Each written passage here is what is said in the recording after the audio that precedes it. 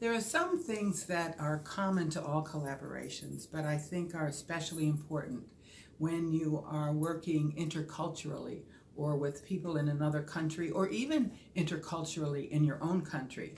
And perhaps one of the most important for me is learning to listen.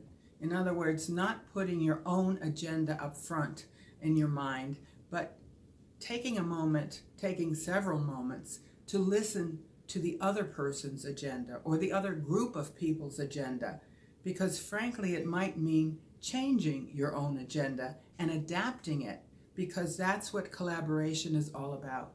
It's about making sure that what you are thinking, what they are thinking, begins to mesh in something much more. So I think listening is a key element, especially in intercultural collaboration.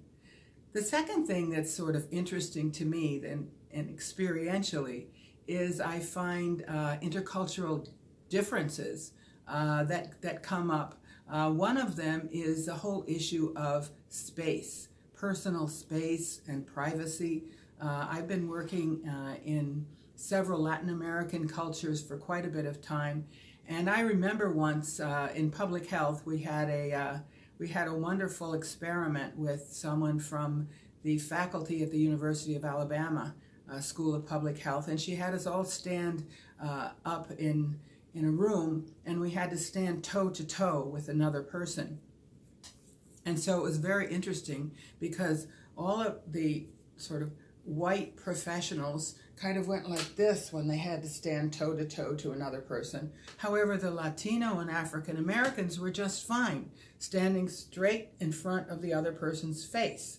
And you realized how different people perceive personal space and privacy. And that goes to a much broader issue of how people experience how important their own individuality is, as opposed to or in relation to how important the group is. And I think those are very important differences that need to be taken into consideration.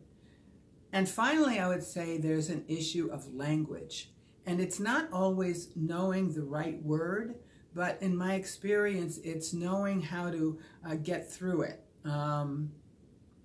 I've been working again in Latin American cultures and in cultures where they use not just you, but usted for the more formal and tú for the less formal.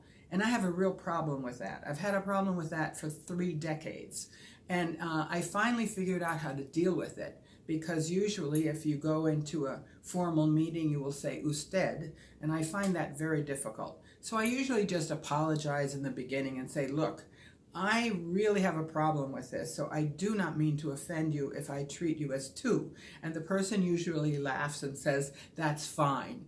But it's an interesting way, and it took me a long time to figure it out, that I could just apologize in advance and say, this is my failing in terms of your culture. It's not an insensitivity on my part. Please don't interpret it that way. But I may not be able to do it the way you do. And it's been very, I've been very pleased by the reaction, because then I can speak more freely and I'm not always worried about the protocol.